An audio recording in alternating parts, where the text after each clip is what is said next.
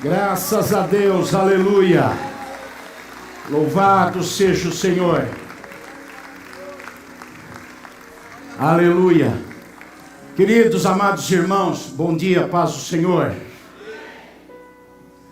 Graças a Deus, louvado seja o nome do Senhor Jesus. Mateus no capítulo 6, 3 versículos. Mateus 6, versículos 19, 20 e 21. O tema dessa mensagem é: pessoas gananciosas perdem a alegria, perdem a verdadeira alegria. Pessoas gananciosas perdem a alegria. Pode ganhar muitas coisas, mas perde a alegria. Palavras do Senhor Jesus: não acumulem tesouros sobre a terra, onde as traças e a ferrugem corroem, e onde ladrões escavam e roubam. Mas ajuntem tesouros no céu, onde as traças e a ferrugem não corroem, e onde os ladrões não escavam nem roubam. Porque onde estiver o seu tesouro, aí estará também o seu coração. Deixa a sua Bíblia aberta, vamos orar.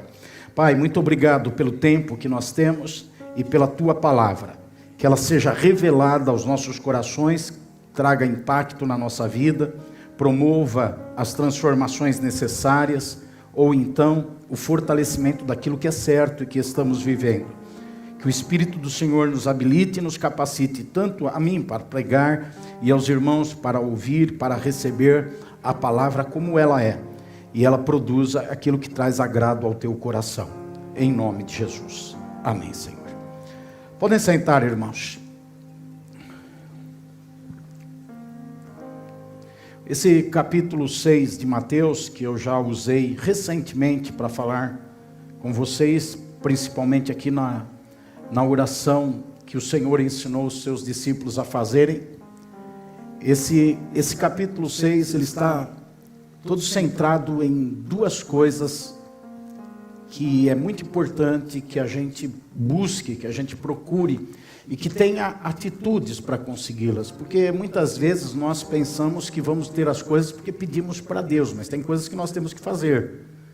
Outro dia também preguei sobre isso aqui, tem coisas que cabe fazermos, agirmos. E esse capítulo 6, ele é dedicado a mostrar a necessidade de nós buscarmos e trazer para o nosso meio, para a nossa vida, duas coisas: o reino e a vontade de Deus. No versículo número 10, uma parte da oração é: venha o teu reino e seja feita a tua vontade. Então, uma alegria plena e verdadeira, ela é obtida quando nós trazemos o reino de Deus. E dentro do reino de Deus sempre vai prevalecer a vontade de Deus. Nós não vamos conseguir fazer a vontade de Deus sem que o reino venha.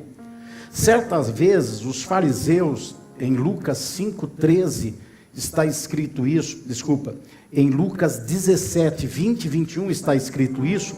Os fariseus perguntaram para Jesus: onde está o reino? E Jesus disse: o reino já está no meio de vocês, está em vocês. Então é necessário trazer o reino de Deus para nós, para que a vontade de Deus seja feita, se cumpra.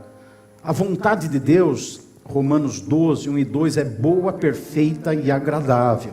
Então, quando a vontade de Deus se cumpre na nossa vida, porque o reino está estabelecido em nós, então nós vamos ter uma vida boa, perfeita e agradável. Não vamos estar isentos de lutas, mas as lutas não vão tirar essa qualidade da nossa vida. Por sua vez, o reino de Deus, em Romanos capítulo 14, versículo 17, é expresso de forma espiritual, com valores espirituais. O reino de Deus está escrito lá: não é comida nem bebida, mas justiça, paz e alegria no Espírito.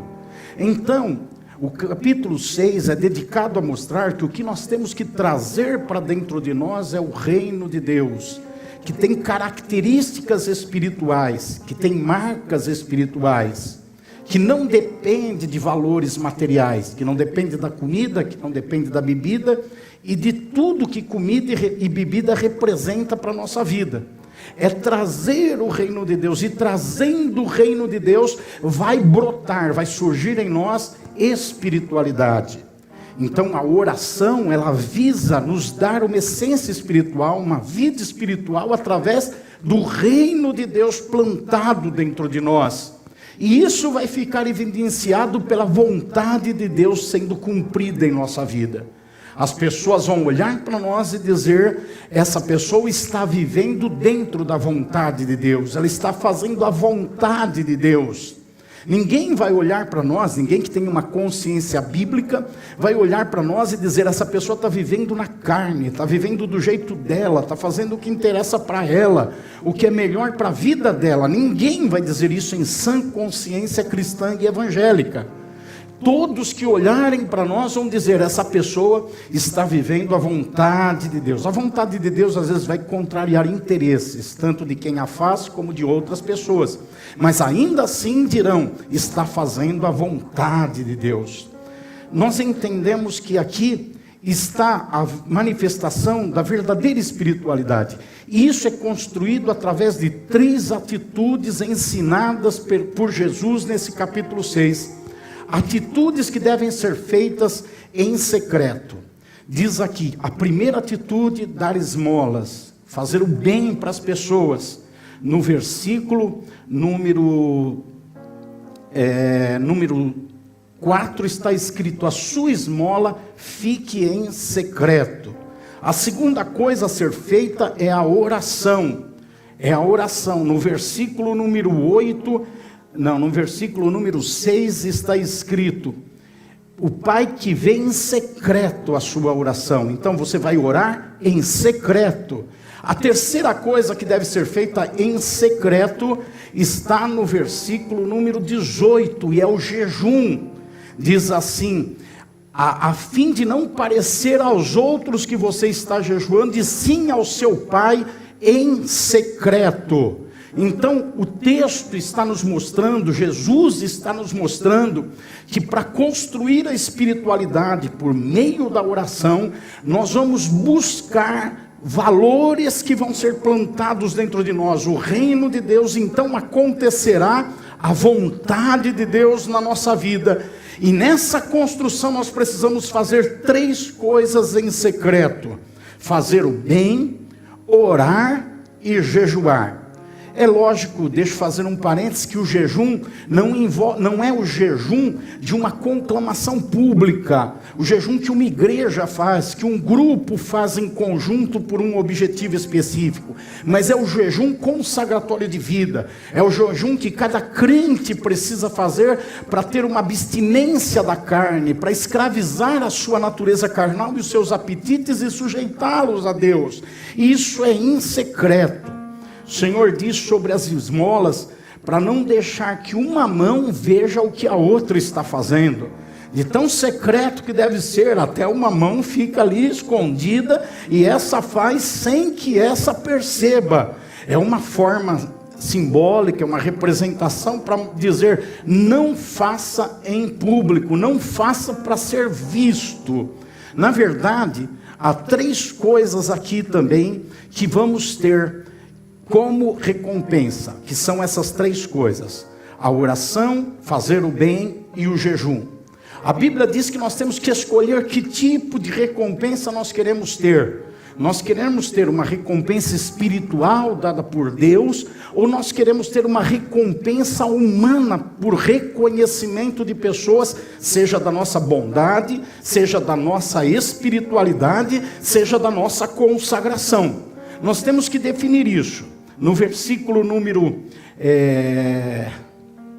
2, está escrito que aquele que dá a sua esmola para os outros ver, ele diz aqui, são os hipócritas, e eles já receberam a sua recompensa. No versículo número 5, fala que aquele que ora em pé, nos cantos, para ser visto pelas pessoas, já recebeu a sua recompensa. No versículo número, eu estou achando aqui, tá? no versículo número 16 ao 18, está implícito aqui, que aquele que em verdade, versículo 16, que eles já receberam a sua recompensa. Quem? Os hipócritas, que quando jejuam, faz semblante triste, cara abatida, fica, estou morrendo de fome, não aguento mais, ai que luta, que sacrifício, que dificuldade, já estou jejuando há 3 horas e 23 minutos, e conta aquilo, e mostra o abatimento, e mostra a dificuldade que está tendo, já recebeu a sua recompensa diante das pessoas. Então nós temos que decidir de onde virá a nossa recompensa. Quando fazemos essas 3 coisas, nós precisamos escolher uma recompensa terrena, vindo da admiração das pessoas, ou uma recompensa celestial, vinda da parte de Deus, que Deus vai nos recompensar da forma que Ele vai entender que deve nos recompensar. O versículo número 4 diz: quando nós damos a esmola, ou fazemos o bem em secreto, o Pai lhe dará a recompensa. Note que o versículo anterior, ele diz que quem faz para ser visto já recebeu a recompensa. Mas aquele que faz em secreto, o Pai lhe dará a recompensa.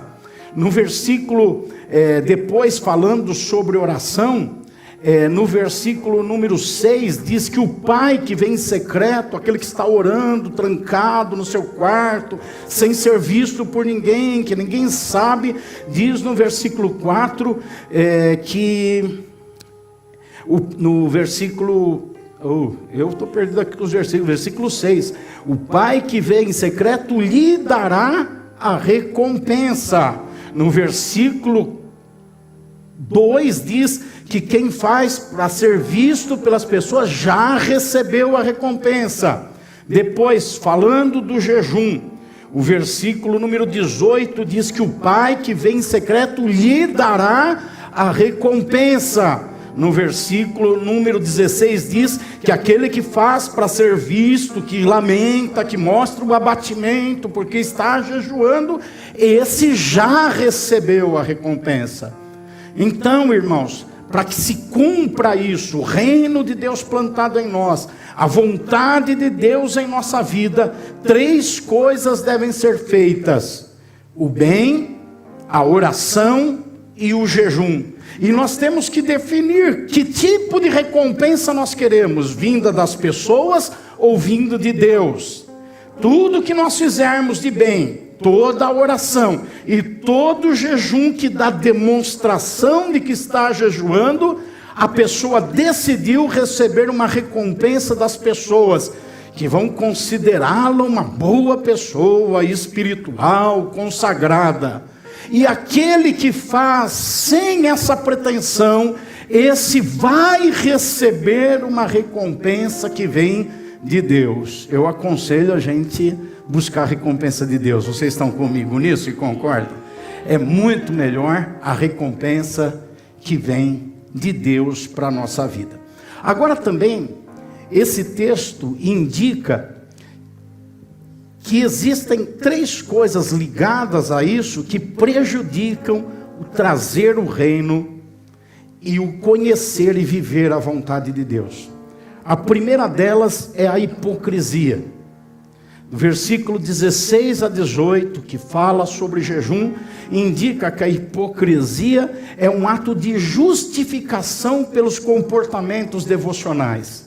Então a pessoa está se justificando, seja diante dos homens, de uma igreja, ou diante de Deus, pelo tamanho do jejum que ela faz. Então ela se sente bem pelo jejum.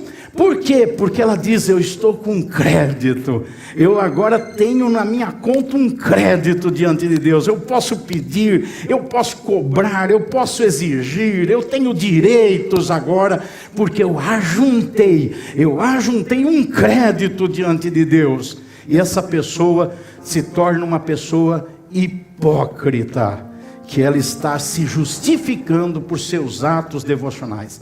A segunda coisa que nós vamos nos deter daqui a pouco é a ganância.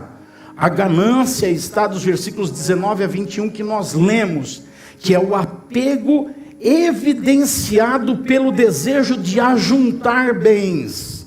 É a ganância. Essa pessoa demonstra a sua segurança naquilo que ela conseguir ajuntar. Então ela acredita que ela depende de ajuntar para poder ter segurança. Então ela confia no volume arrecadado, no volume ajuntado, que está ajuntado. Vamos voltar nisso. A terceira coisa que prejudica a equação de trazer o reino e viver a vontade de Deus são as preocupações da vida. Versículo 25 a 34. As preocupações, o texto fala sobre o que vai comer, o que vai vestir, o que vai beber. Fala de necessidades básicas. Se não deve, segundo o relato de Jesus, se preocupar com as necessidades básicas, imagina trocar de celular, trocar de carro, comprar roupa de marca e comer num restaurante chique. Imagine, se não deve se preocupar só com o que come, com o que veste, com o que bebe, então se preocupar com outras coisas. Você já viu pessoas que estão deprimidas porque o celular dele é o iPhone 8 e já está no 14 e ele está com o 8 ainda e ele está...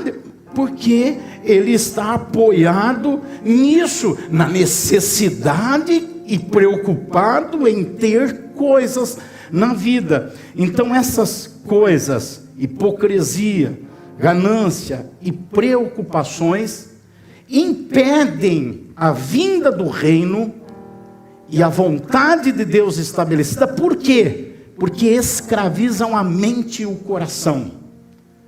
Tornam a mente e o coração presos a elas.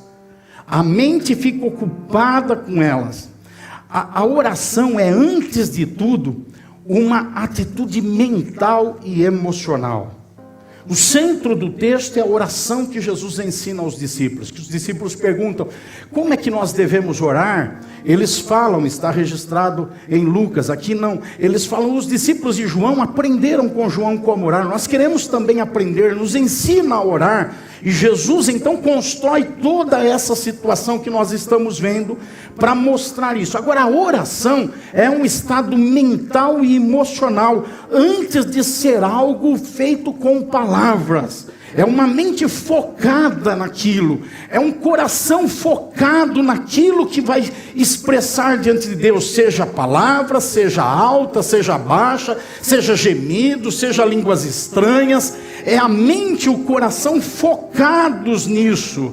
E essas três coisas, hipocrisia, ganância e preocupação, desfocam a mente, escravizam os sentimentos, trazem peso na vida da pessoa, e ela não consegue se expressar diante de Deus com a sua mente e com o seu coração, e consequentemente vai impedir suas ações, porque aquilo que encher nossa mente, aquilo que encher nosso coração, vai impulsionar o que nós vamos fazer, vai impulsionar a nossa forma de falar.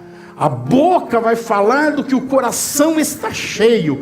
É aquilo que nós meditamos que vai ser transformado em ações. Nossos pés, nossas mãos vão caminhar por aquilo que enche a nossa cabeça, que está fazendo a nossa cabeça ficar toda ocupada. É isso que vai impelir nossas ações. E o que acontece dentro dessa pessoa?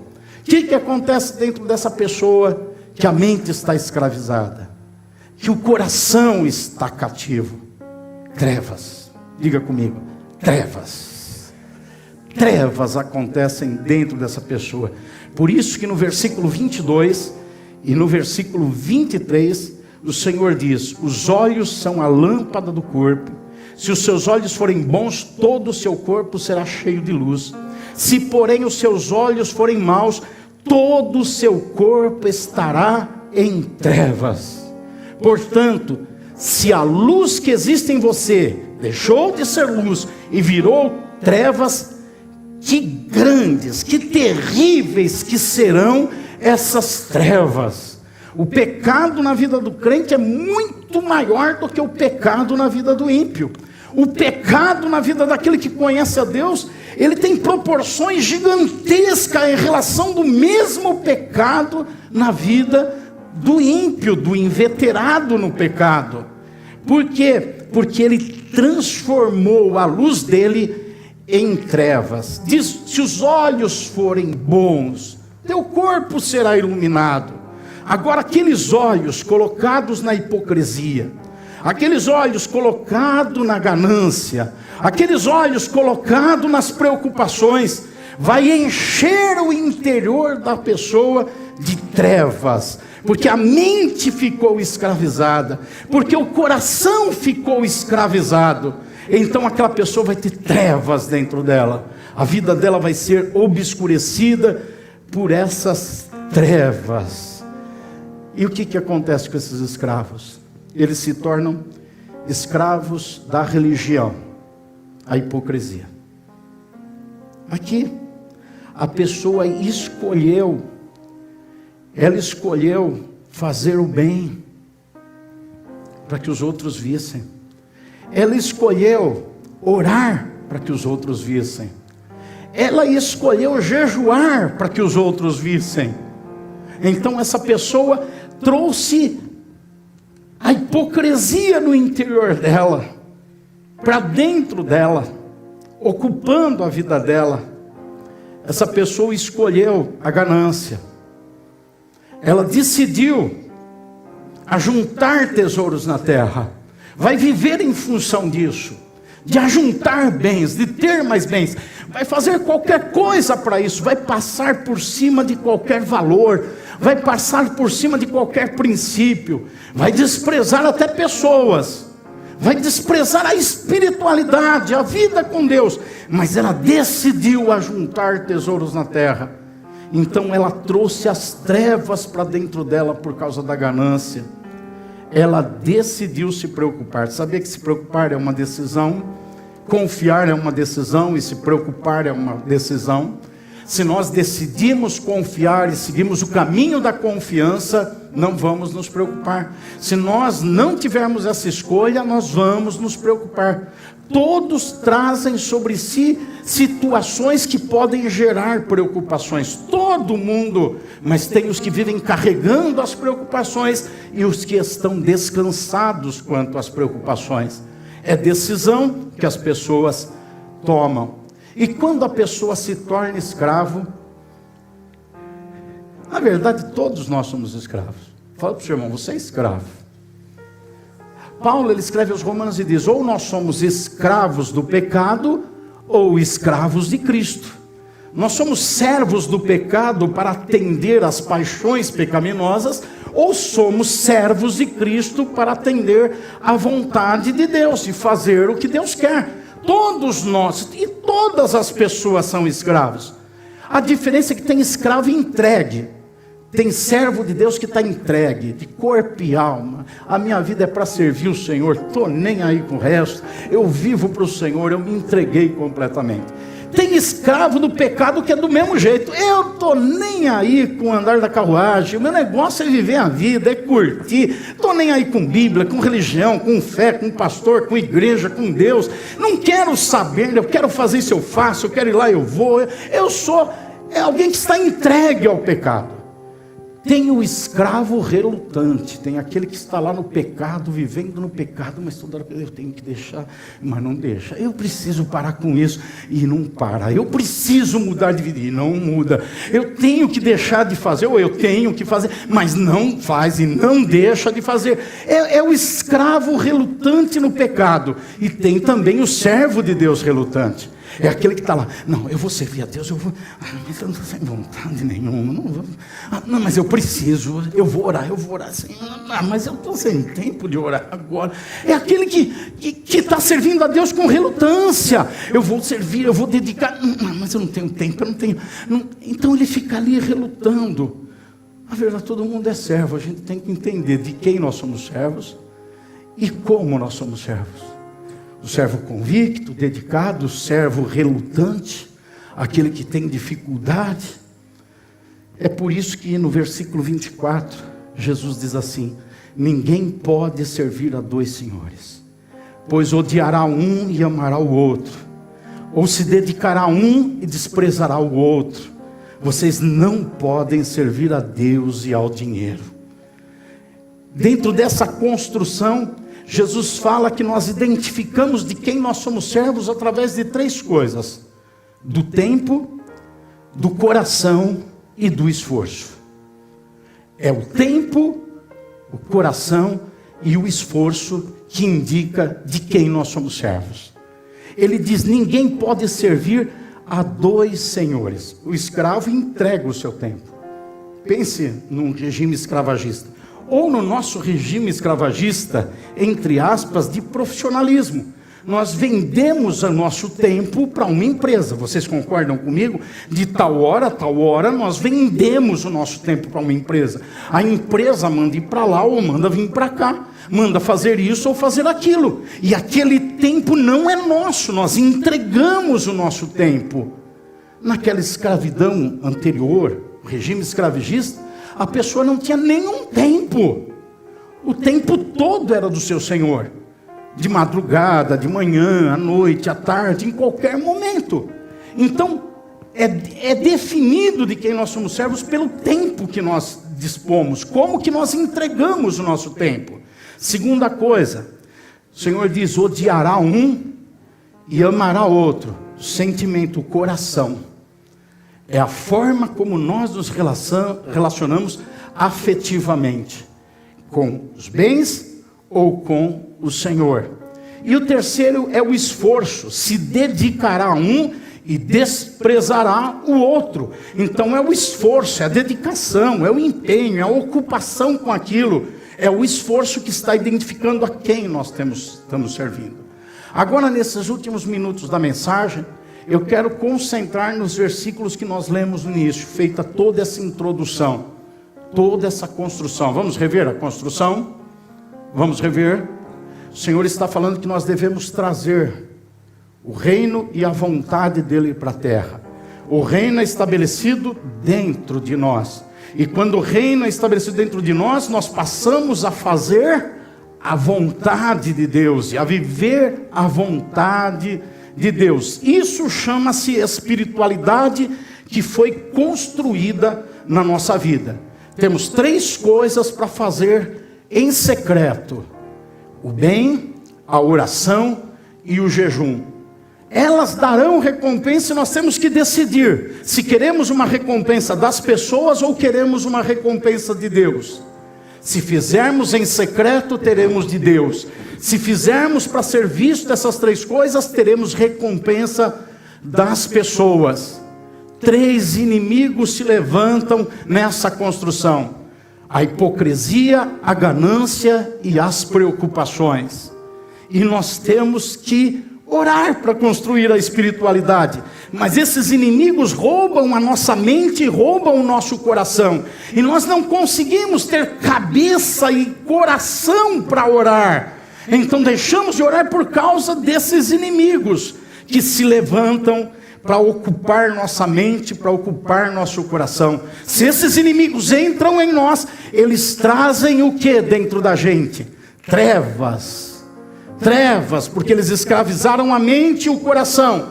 E aí essas trevas são terríveis na nossa vida. E essas trevas vão nos levar para o caminho errado de serviço. Vamos tomar a decisão errada de quem nós vamos servir. Nós precisamos servir a Deus e sabemos disso. Mas as trevas vão nos levar a servir propriamente o que eu quero falar com vocês nessa conclusão: a ganância. E vamos viver para acumular bens. Notem o seguinte, irmãos: o Senhor, Ele não fala que é um problema termos bem. Ele diz que é um problema acumularmos o bem. O texto fala sobre acumular bens na terra. Diz o versículo: não acumulem bens na terra. Acumulem bens no céu. O dicionário fala que acumular é centralizar ou encaminhar tudo para um único indivíduo. Isso é acumular. Acumular é ajuntar para si, pensando em si, no seu benefício, no seu proveito. E aí se acumula os bens pensando em si. A Bíblia diz que aqueles que querem acumular, eles estão querendo ficar o quê? Ricos. Eles estão correndo atrás de ficar ricos. É o objetivo deles ficar rico. Algum problema com a riqueza? Não. O problema é o objetivo de ficar rico.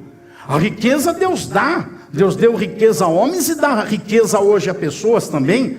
O problema é o desejo de acumular para ficar rico. Esse é o problema. O apóstolo Paulo escreve a Timóteo, primeira carta, capítulo 6, versículo 9 e 10. Os que querem ficar ricos caem em tentação, em armadilhas e em muitos desejos descontrolados e nocivos, que levam os homens a mergulharem na ruína e na destruição, pois o amor ao dinheiro é a raiz de todos os males. Algumas pessoas, por cobiçarem o dinheiro, desviaram-se da fé e se atormentaram com muitos sofrimentos. Ter bens não é problema. Fala para o seu irmão, você pode ter bens, irmãos. Pode ter até bens em quantidade. O que o Senhor está dizendo é o problema, é o perigo de ter o desejo de acumular bens. E quando uma pessoa não acumula os bens? Quando ela tem bens para usar. Aí ela não acumula. Eu tenho bens para usar. Eu até ajunto bens para usar. Puxa, mas eu ajunto bens para usar, eu tenho ajuntado tantos bens para usar, e eu nem preciso desses bens. Então o que eu faço com esses bens que eu estou ajuntando para usar, e eu não preciso usar? Eu vou usar os bens que eu estou ajuntando para outros que precisam usar. Eu não preciso usar, mas outros precisam usar. Então o bem que eu estou ajuntando, que eu estou até acumulando, mas eu não quero acumular, eu só estou juntando para usar, eu não preciso. Então, veja comigo Atos 2,45. Atos 2,45. Vendiam as suas propriedades e bens, distribuindo entre todos à medida que alguém tinha necessidade. A gente cria a ideia que os irmãos eles pegavam as escrituras que tinham da casa, do terreno, o documento do jegue que eles tinham, não era carro, né? Era jegue, sei lá, o animal que eles usavam para transporte. Pegavam os documentos dos 2, 3 burros que eles tinham, não estou falando de filho, estou falando de animal que eles usavam para carga. Eles pegavam os documentos dos 2, 3 filhos, vendiam tudo, entregavam tudo. Não. A Bíblia diz que Barnabé tinha um terreno, uma propriedade. Ele vendeu e depositou o dinheiro aos pés dos apóstolos. Eu pergunto para você, ele dormia no terreno? Ele morava no terreno? Ele tinha lá no terreno, ele fez uma cabaninha, ele ficava dentro do terreno. Não, Barnabé tinha a casa dele, que ele morava. Mas o terreno estava acumulado para ser usado, ele não precisava. Havia fome em Jerusalém. Então ele falou, eu vou doar esse terreno, eu vou vender. Vendeu e entregou. Barnabé não ficou um sem teto depois que ele vendeu o terreno dele, a propriedade que ele tinha. Ele continuou tendo a casa, porque os bens é permitido ter para usar. É para usar que a gente tem que ter. A gente precisa ter para usar. Irmãs centopeias, tomem cuidado. Você só tem 2 pés, 30 pares de sandália, fora botas, sapatos. Cuidado, irmãs. Cuidado, não precisa acumular. Não, pode ter lá meia dúzia, 10, sei lá, mas 30, um cômodo inteiro de sandália. Dá uma olhadinha para o pé da irmã do teu lado, vê se é o tamanho do teu. Dá uma medida como é que está essa sandália dela gastadinha. E você tem sandálias na caixa que nunca usou, que talvez vai morrer e nunca vai usar, a não ser que enterrem você com ela, porque é nova.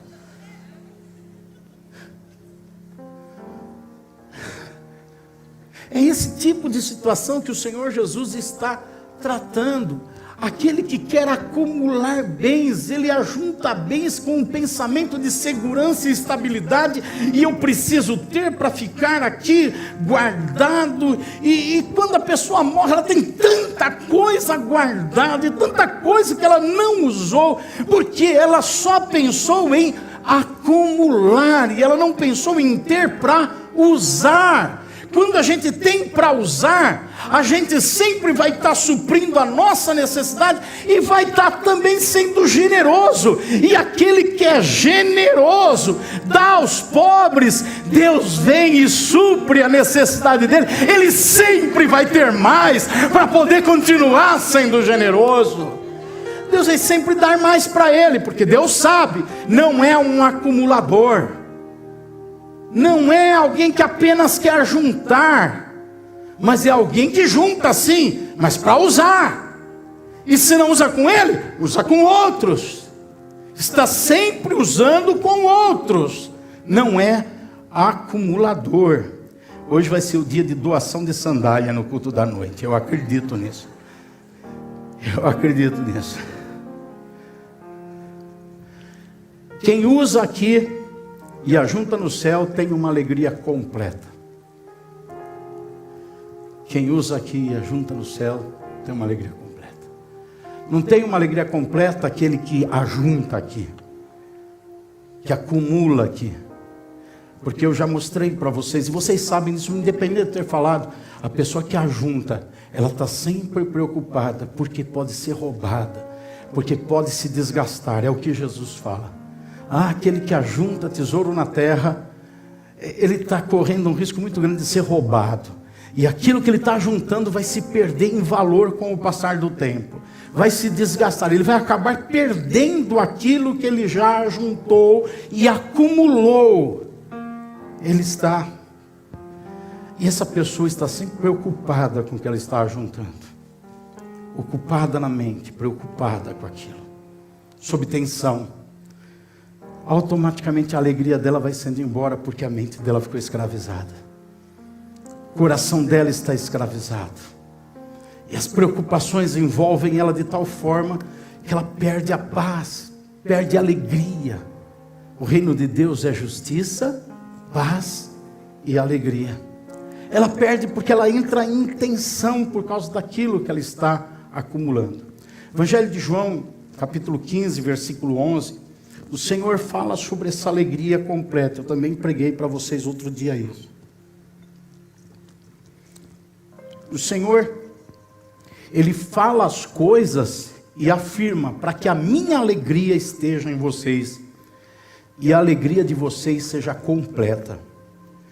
Eu falei no dia que eu preguei aqui, os irmãos que talvez tenham uma memória melhor vão lembrar, que essa palavra alegria é do grego chara. Lembram do chara? Eu fui pregar outro dia numa igreja, longe daqui, eu acho que foi em Botucatu, e o meu irmão falou assim para mim, eu estou cheio de chara. Eu olhei para ele, eu nem lembrava que era chara na hora. Pensei, esse irmão ficou louco. Ele falou, estou cheio de chara. Eu olhei assim, ele percebeu que eu fiz um olhar de interrogação, eu falei, eu ouvi a pregação que você fez lá no Manda Aqui, sobre chara. Chara é uma satisfação em alguém. Não é uma satisfação em alguma coisa. E não é qualquer alguém. Jesus fala, eu falo essas coisas para vocês, para que vocês tenham um chara em mim. Uma alegria completa em mim. Uma satisfação plena em mim. A pessoa que acumula bens, ela perde esse chara. Porque a alegria dela não está em alguém. Chara, alegria em alguém. Está em alguma coisa. Então é uma alegria no bem. E o bem tem um poder de mudar o estado emocional dela, de deixá-la feliz, de deixá-la triste, de deixá-la eufórica, de deixá-la desanimada, abatida. Porque ela não tem chara. Ela tem uma alegria superficial. Aquela alegria que o mundo dá. Jesus disse, a chara que eu dou, o mundo não pode dar. A alegria que o mundo dá é uma. A alegria que eu dou é outra. A alegria que o mundo dá não é chara, é alegria em coisas. A alegria que eu dou é uma alegria em mim. E eu falo para que vocês tenham uma alegria completa em mim. Por isso o acumulador é aquela pessoa que perde a alegria. Ele perde a alegria. O tema da mensagem é: pessoas gananciosas perdem a alegria. Ela não tem uma alegria verdadeira e estável. Podem ter bens? Todos podem ter bens. Vejam 3 exemplos bíblicos de homens cheios de bens: Salomão, Saul e Jó. Homens que tinham bens em grande quantidade. Em grande quantidade. Qual foi o fim de Saul? Se tornou um apóstata, um desviado, um homem que se afastou de Deus. Ele tinha bens. Foi os bens que ele tinha? Ele tinha bens em forma de riqueza, de posição. Ele tinha bens em profusão. Foi em si os bens? Não. Salomão, um homem sábio que se tornou rico, poderoso, se perdeu nos prazeres da vida. Se perdeu. Com o dinheiro que ele tinha, ele podia fazer tudo o que queria. 1000 mulheres. Irmão, você é um herói. Você é um herói? Tem uma. Você é um herói. Salomão tinha 1000. 700 mulheres e 300 amantes, concubinas. Meu Deus. Meu Deus. Quando eu penso em Salomão, meu Deus, que coisa terrível. Eu vivi a minha vida toda rodeado por 4 mulheres, uma esposa e 3 filhas. Eu sei o quanto é precioso isso, mas quanto trabalho dá. Salomão tinha 1000. Já pensou 1000 TPMs no mês? Já pensou 1000 menopausas? Porque mulher ou está em TPM ou está na menopausa. Quando não está nisso, está no mau humor. Não, brincadeira. Deixa eu mudar as coisas aqui. Bolsonaro pode perder a eleição por causa disso, dessas coisas que falam. Não posso nem brincar com essas coisas, Deus me livre. Ele podia ter o que quisesse, a ponto de ter 1000 mulheres. Mas foram os bens? Não, porque Jó tinha tudo também. Jó tinha tudo. Ele perdeu tudo. É lógico que ninguém gosta de perder o emprego, perder um bem, um carro roubado, uma casa incendiada. Ninguém gosta, ninguém vai olhar para tudo isso e dizer: oh, que bacana, que bom. Não, vai ter uma dor, uma noite de lágrimas, um sofrimento, uma dor, mas vai levantar a voz e vai dizer: Deus deu, Deus tomou, louvado seja o Senhor. Antes eu te conhecia de ouvir falar, agora meus olhos te veem, Senhor. É uma pessoa que não está presa no acumular os bens. Não é o acumular para ela que tem valor. Veja o que Jó falou, eu destaquei isso. Capítulo 31, versículo 24 e 25. Se pus no ouro a minha confiança, e disse ao ouro puro: você é a minha garantia. Se me regozijei por ter grande riqueza, pela fortuna que as minhas mãos obtiveram. Agora o final do versículo 25. Eu teria negado a Deus que está lá em cima. Note o verbo que ele coloca: eu teria. Se eu tivesse, eu teria. O que a gente subentende? Ele não colocou a confiança no ouro puro. Ele não disse para os bens: você é a minha garantia. Ele não se alegrou por ter grande riqueza. Ele não se alegrou pela riqueza que suas mãos, a fortuna que suas mãos obtiveram. Porque se ele tivesse feito isso, terminaria o livro dele, ele negando a Deus. Já na verdade já começaria quando a mulher disse para ele: nega o teu Deus e morre. Ele já teria negado ali. Mas ele passou por tudo. Durante um período de 1 ou 2 anos, ele passou por tudo isso que a Bíblia relata. E lá no fim, ele diz o que eu acabei de citar: antes eu ouvia falar de ti, agora os meus olhos te veem na minha vida. Por quê? Porque ele não colocou, ele não acumulou.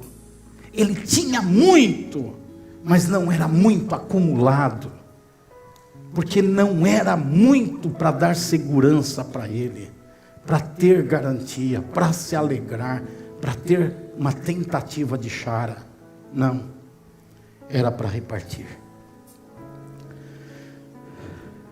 Eu fiz 3 conclusões, 3 versículos para concluir. Eu vou escolher um deles agora. Me deem 10 minutos para eu definir.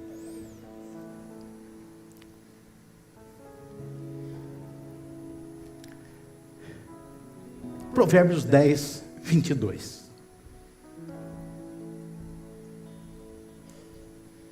Provérbios 10, 22. Vamos ler juntos aí? Quem está marcando, marca. Depois vamos ler. Está na tela. Vamos lá?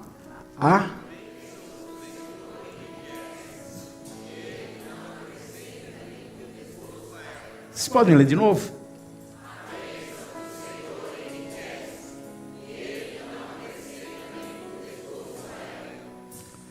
Bênção do Senhor faz o que? Empobrece? Não, enriquece. Bens, enriquecer é ter bens. Concordam comigo? A bênção do Senhor enriquece, dar bens. Dá muitos bens. Não tem problema nenhum em ter bens, ter posses. Agora a gente tem que definir se nós vamos ter as posses ou as posses nos terão. Porque tem gente que não tem quase nada, e o quase nada que tem, o tem. Não tem quase nada. Não é rico, mas o pouco que tem, o tem. E tem gente que pode ajuntar muita riqueza com o propósito de usar. Então essa riqueza não tem essa pessoa. Ele tem aqui, tem ali, tem lá, ele tem lá, mas nada tem ele. Quem é o Senhor do nosso coração? Essa é a pergunta para a nossa vida. Quem é o Senhor da nossa vida? O Senhor da nossa vida tem o nosso tempo, tem o nosso sentimento e tem a nossa dedicação. É o Senhor da nossa vida que toma isso para Ele. E nós não vamos conseguir servir a 2 senhores. Aquele que ficar correndo atrás de bens, procurando acumular bens, vivendo para acumular bens, fazendo o que for preciso para acumular bens, perde a verdadeira alegria. Se torna uma pessoa gananciosa e perde o verdadeiro sentido de viver essa vida. Vamos ficar em pé, por favor. Vamos orar nesse momento.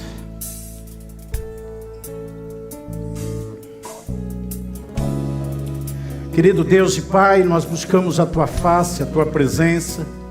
Primeiro com adoração, com louvor, mas reconhecendo a nossa dependência de Ti, a nossa necessidade. E que o Espírito do Senhor nos ajude a absorver a Tua palavra, a tomá-la, a impregná-la na nossa mente, nos nossos pensamentos, a nos ocupar na hora vaga, para que quando nós estivermos dirigindo, ou dentro de uma condução, quando estivermos olhando para o nada, Senhor, a nossa mente seja redirecionada à Tua palavra, e nós olhemos para o Senhor e contemplemos que a maior riqueza que nós temos é o nosso nome escrito no livro da vida. Ó Pai, certa vez os discípulos estavam alegres com realizações, e o Senhor disse para eles: não, isso não dá chara para vocês, alegrem-se por outro motivo, vocês têm o seu nome, eu escrevi o nome de vocês no livro da vida, vocês têm a chara, a alegria completa em mim. Ó Pai, que no nosso tempo livre, essa memória venha nos assaltar, venha nos buscar, venha nos alcançar, venha nos tocar, para que a gente possa, Senhor, viver bem,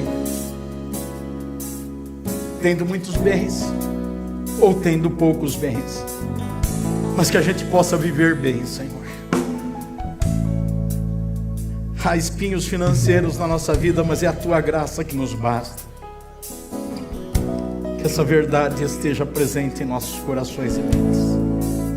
Ajuda-nos a caminhar com a Sua palavra, assim como fizeste com o profeta, que disseste para ele: come, levanta-te, come, bebe dessa comida que eu preparei para você, porque tem um caminho grande na tua frente, que você precisa andar por ele. Eu lhe peço que a tua palavra seja verdadeira comida e bebida para nós, que possamos fazer uma boa digestão dela, para enfrentarmos as demandas da nossa vida, as coisas que temos que fazer, tratar, resolver, impulsionados pelo sustento dessa palavra. Eu lhe peço, Pai, em nome de Jesus. Amém, Senhor.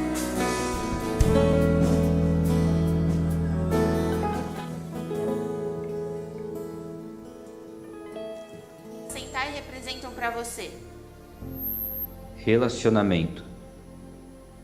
Eu tinha dificuldade em me relacionar com as pessoas, porque eu era alguém bem fechado. E nos Gêmeos, a primeira vez que eu fui, quando o Henrique me chamou, eu vi as pessoas nos Gêmeos que elas se abriam, elas podiam tirar dúvidas, elas tinham essa liberdade. E isso fez com que eu me abrisse também.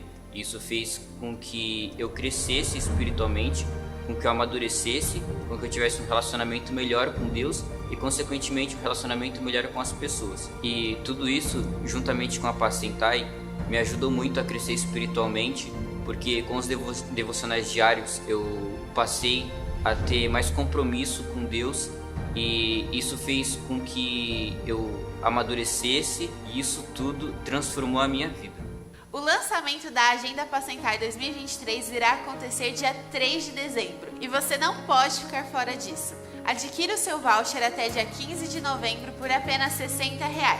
Você pode adquirir indo na livraria, através dos QR Codes nas pilastras ou pelo site www.obpcmandaqui.com.br. E esse ano temos uma novidade. Será lançado juntamente com a Agenda Apacentai, o Apacentai Kids. Você, pai ou responsável de uma criança, fique atento e se organize, pois em breve teremos mais informações. Apacentai 2023. Valores.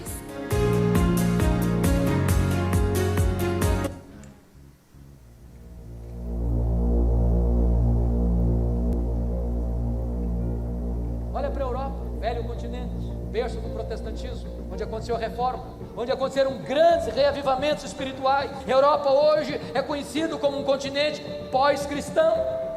Enormes igrejas vazias, seminários que formaram teólogos, missionários, pastores para abençoarem o mundo, tomados de assalto pelos liberais, produzem morte. Templos estão sendo vendidos e transformados em museus, em boates, em mesquitas muçulmanas, porque há igrejas morrendo lá, vitimadas ou pelo liberalismo de um lado, ou pelo sincretismo religioso do outro, ou pelo secularismo de outra parte. Sabem por que as igrejas estão morrendo na Europa? É porque elas não estão ouvindo o que o Espírito Santo diz a elas.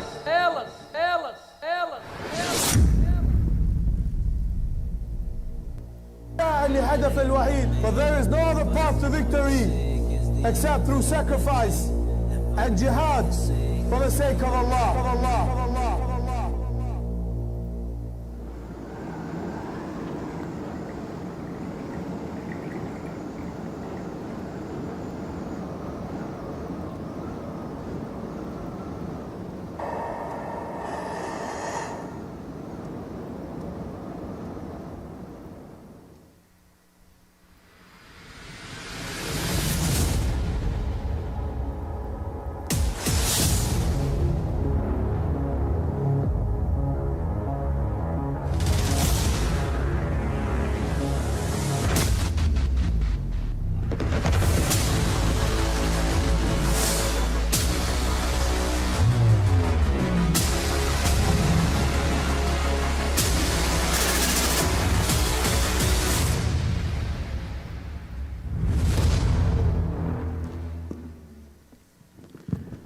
Tem duas fotos, tem uma primeira foto que eu quero passar para vocês para terminar o culto. Essa é a nossa igreja Bolívia para Cristo, entre a tribo dos Aioreus, na região ali do Pantanal Mato Grossense. O pastor responsável por essa igreja é o pastor Ibrahim. É uma igreja, e aí é uma foto da igreja domingo passado. Hoje, a outra foto, essa é a igreja, a mesma igreja.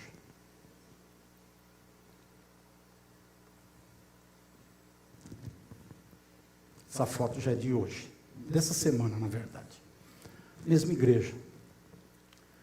Isso aconteceu, a tribo dos Aereus foi invadida pela população, com o consentimento da polícia. A polícia encaminhou a isso, depredaram a igreja, destruíram, puseram fogo, e agora estão indo em direção à nossa clínica médica, lá em Porto Soares, com a ameaça de fazer a mesma coisa na clínica médica da igreja.